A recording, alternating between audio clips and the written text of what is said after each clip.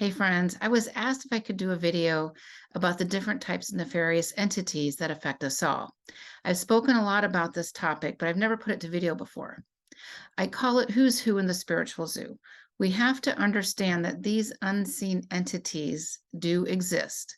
It's no different than before the microscope was invented. People didn't believe viruses and bacteria existed. And then once you could see them through the microscope, people started washing hands and they started saving lives. It's very, very similar to that. And the reason why I call it Who's Who in the Spiritual Zoo is because we oftentimes refer to the word spirit as a catch-all phrase. It could be angels, demons, and anything else in between. But in the human logic mind, we need to classify things.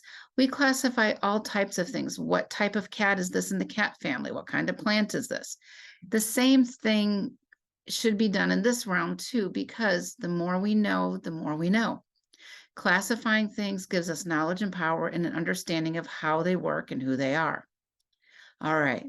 These entities that I'm discussing exist in the fourth dimension. We live in the third dimension, the time, space, and gravity. That's where we have our physicality, the touch, see, sense, taste, and smell aspect of being a human. But we are far before we were ever human beings, we were spiritual beings.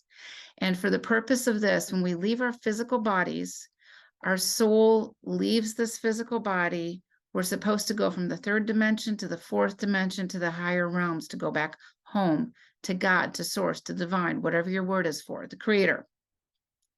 What ended up happening is that when the Luciferic forces left the side of God, left the light of God, they also left behind an energy source, a food supply. So now these beings are caught without having an energy source. And they're looking at us humans as, these humans are God-given, God-created beings. We can utilize their energies as they leave the physical body and go from the third to the fourth dimension. And this is a problem. So this is, for example, where ghosts reside, and among other things. But these entities can affect us in the third dimension as well. So it's really important that we understand who and what they are. All right. First of all, ghosts, as I said, reside in this dimension, the fourth dimension. A ghost is a soul who's left the physical body and they're stuck literally between heaven and earth. We want to make sure they cross over. If you get my book, Soul Tribe, Navigating the Spiritual War, found on Amazon, it will give you the Crossing Over Souls prayer to help you do just that to your loved ones and even not so loved ones. Crossing over every soul is important because then it robs the dark side of a food supply. All right, some other entities that exist in this dimension. We've got lower realm entities. These are these long, wispy things. They may be about 2-3 feet tall, but they're long and wispy. These are the harasser beings. They tend to annoy us, get us to act and react. And what happens is that they collect our energy and then they have to give our energy that they've collected to their bosses. And just know that in every dimension, there's politics. So if you think that once you're dead, you can move on, there's no politics. Every dimension has politics, guys. All right, these lower realm entities, they're like the pawns on a chessboard. These guys are expendable to the higher level dark entities, but they're very real. They're just little harasser beings. And then there's also these Dementor-like beings, which look really scary. They fly around. Think about the Harry Potter concept. Those do exist. They are also easy to get rid of, and I'll explain that in a moment. These Dementor beings are here to terrify us. They are here to, sometimes they cause sleep paralysis. Sometimes they just terrify us to extract our energy.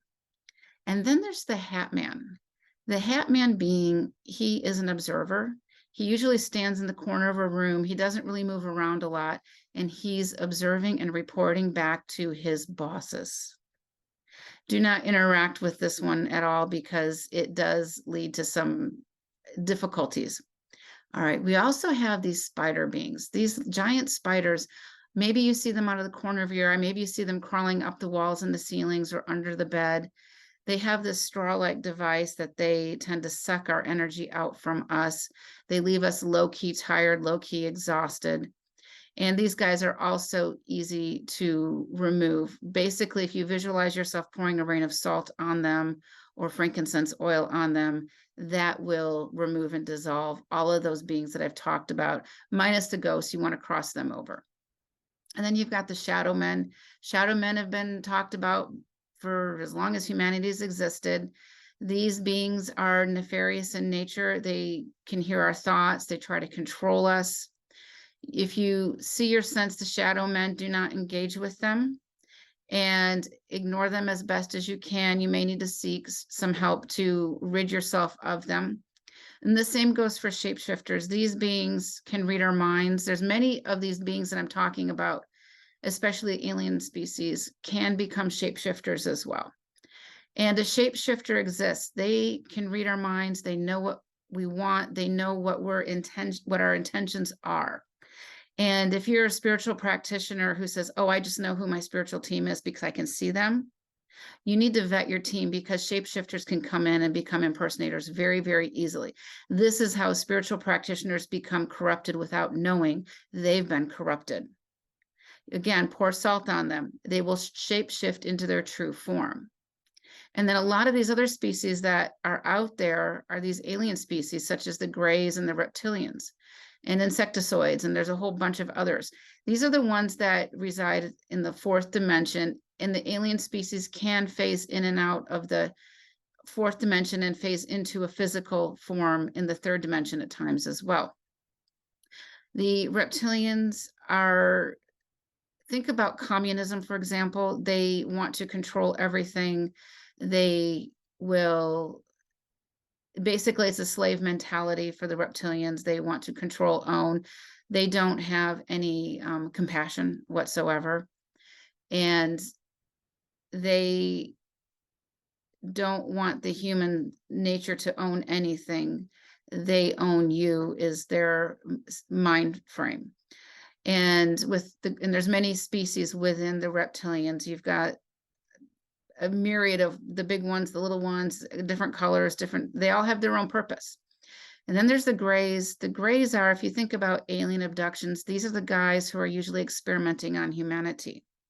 There's many different subspecies within the grays as well, the tall whites, the zetas, there's several there.